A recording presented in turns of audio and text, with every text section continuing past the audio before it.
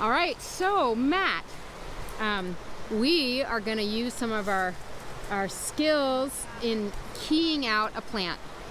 So this is one of the best little $5 books I've ever known, and there's many for many regions. You probably have some for the East Coast, or so look in your area and see if you have a tree finder. They also have shrub finders too. So we're going to try to figure out what this plant is.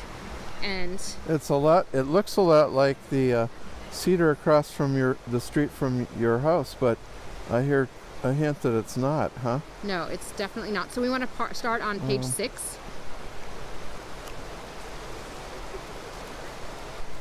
Okay, and so the first couplet is the first questions are asking, does the tree have needle leaves or does it have regular leaves?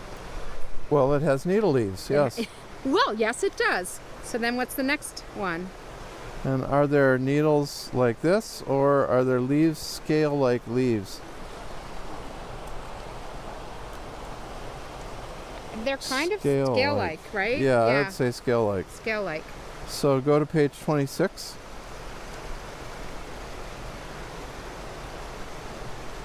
Okay. And now you have to look for the right icon. If it ends... Okay, now this is... That's right. Yeah. If it ends... If the ends of the branches look like they have been ironed flat, it's a cedar. Go to bloom. Bing. They do look like they've been ironed flat. Yeah, absolutely. If the twig ends look jointed, it is incense cedar.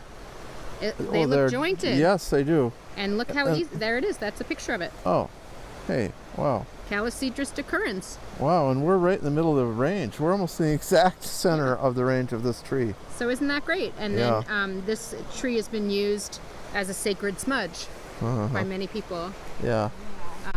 Yeah, wasn't that cool? That book's pretty easy, huh? Yeah, wow. Thank you, tree. Thank you, tree.